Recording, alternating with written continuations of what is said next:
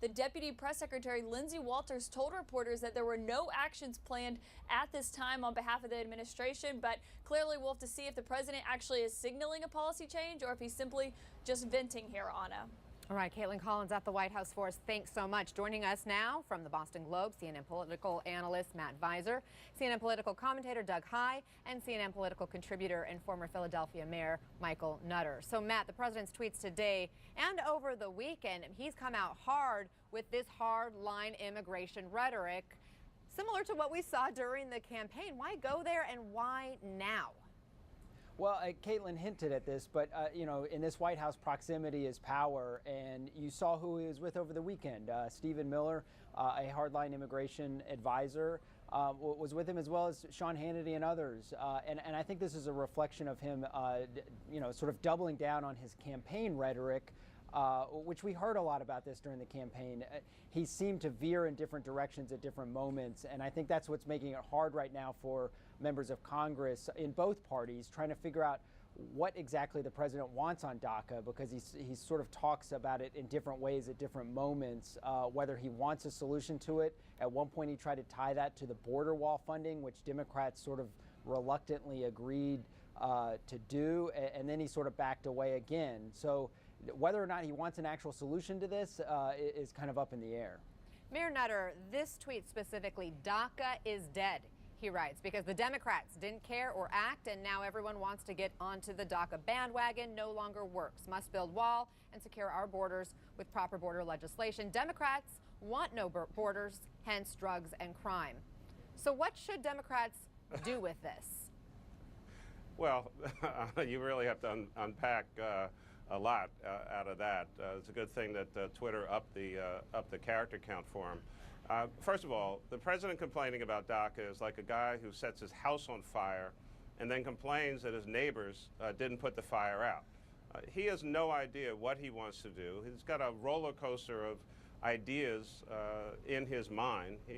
Fox and Friends is apparently now the new White House policy office, and the president blew it up with no plan whatsoever, has then blown up every other plan that's come along, even some of his own ideas. And so he just likes to keep talking about it because, as was mentioned earlier, he talked about it a lot on the campaign. It's a good talking point for him and his base. He has no intention of actually trying to solve the problem. It will be left to members of Congress to try to figure this out and put something on his desk and force him to sign it.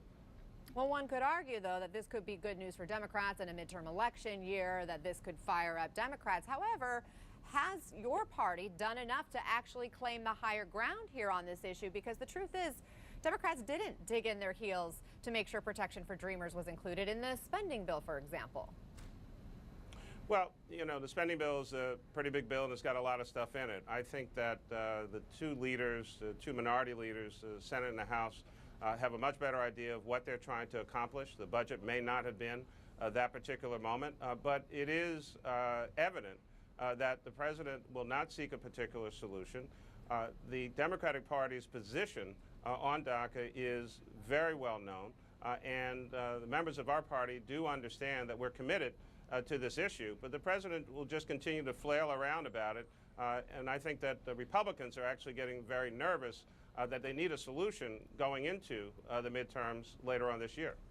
Doug, the president has opened this door for us to do a quick fact check and remind people that the president himself and his administration rejected multiple proposals that would have given him his money for this border wall he so adamantly wants in exchange for a pathway to citizenship for DACA recipients. Did the president ever really want a deal? Well, we know that he wants to claim credit for big deals and big, beautiful deals. It's not clear that he wanted a deal necessarily or that he knew what that deal would be. You know, but ultimately, we're still in the context of this being an election year, which always complicates things. We also know that Congress, and I've gone through a lot of these fights and struggles myself, has had a very hard time doing anything on immigration. And when you try and do anything on immigration, you get burned. And so, you know, I know in the previous hour, Lynn Sweet said this was on the back burner. I'd go further. This is not only on the back burner, it's on the back burner of the farthest oven in the furthest part of the back of the kitchen. This is not going to happen this year solely because we know that we've had problems in the past of doing this. Then you add midterm election politics in it. it's a lot to tweet and talk about, but substantively, I think the status quo is going to remain for the rest of the year. Guys, let me switch topics because another issue that's catching a lot of attention right now are these Sinclair Broadcasting television ads that are read by news anchors. They are promos for the Sinclair stations, local stations in local markets. Take a look at what we're talking about. Hi, I'm Fox San Antonio's Jessica Headley. And I'm Ryan Wolf. Our greatest responsibility is to serve our Treasure Valley communities, the El Paso, Las Cruces communities, Eastern Iowa communities, Mid-Michigan communities. We are concerned about the trouble and trend of irresponsible, one-sided news stories plaguing our country. Matt, why do you think this is hitting such a nerve? Well, I mean, I think that it is, it's across the country. It's in all these local markets. It's local TV. They have a powerful broadcasting network that is different from the national news media. And so I think that anytime that you have influence aimed in those markets, it feels a little bit different than sort of national media outlets. Mayor, should we be concerned? We should be very concerned. I kind of had to laugh to myself. It really sounds like probably the soundtrack in Donald Trump's mind and why he's often so confused. But then, goes on a Twitter tantrum pretty much every weekend now after all this stuff. The power of that media, as the gentleman just mentioned, in the local markets, again, is what is driving his policy, if there is any, but really more his politics. Talking to the base, repeating all of these messages, and really trying to dumb down any idea of what real news is and what facts are. This is his style. How do you see it, Doug? Well, first and foremost, I think about the journalists who are affected by this.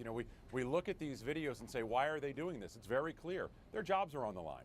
And I think we know that the first reporter who stands up and says something about the First Amendment and how they're not going to do this is not only going to be hailed as a hero for the press, but also get another job very quickly.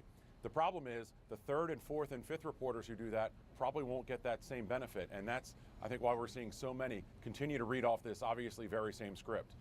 Matt, clearly disinformation is an issue. We saw it in the election with the Russian bots, the Pizzagate controversy, even the recent attacks on the Parkland students using these doctored videos and false information. So some may say, well, what's wrong with local news anchors addressing the fact that there are fake news stories out there, certainly, that people should be aware of? Well, I think the responsibility for local news anchors is to clarify what's real and what's fake, and where there's a hidden agenda, and where there are facts and objectivity. And I think that this kind of campaign obscures that. It doesn't clarify it. And so I think that local news is something that a lot of people rely on for their information. And the fact that this is being driven on some sort of national corporate way, I think is also problematic for local viewers in small and medium-sized communities across the country. Matt Visor, Doug High, Mayor Michael Nutter. Oh, one last word, real quick. Just, the local viewers are expecting a certain level of independence and integrity in their local markets. The fact that this is a coordinated campaign with 100+ stations all at the same time, and that someone was able to put that kind of clip together, is indicative of a serious problem in our democracy, and it goes back to the First Amendment issue. Gentlemen, thank you for the conversation. Have a great rest of the day. Thank you. Also this morning, trade war fears a lot more real as China makes good on their threat for tariffs on the U.S. Allison Kostick is joining us now with the details of this. Allison. So, Anna, we saw China, threaten that it would retaliate, and now we're seeing China make good on its trade threats. It's actually stoking these fears of a trade war between the U.S. and China. Beginning today, China's going to slap tariffs on 128 U.S. products. That's a 25% tax on 8 American goods like pork and recycled aluminum, a 15% tax on 120 other products, including fruit, nuts, wine, steel pipes. Okay, so you look at this $3 billion. It's actually a small portion of the hundreds of billions of dollars that's actually shipped between the U.S. and China each year. But if you look at them politically, these tariffs really are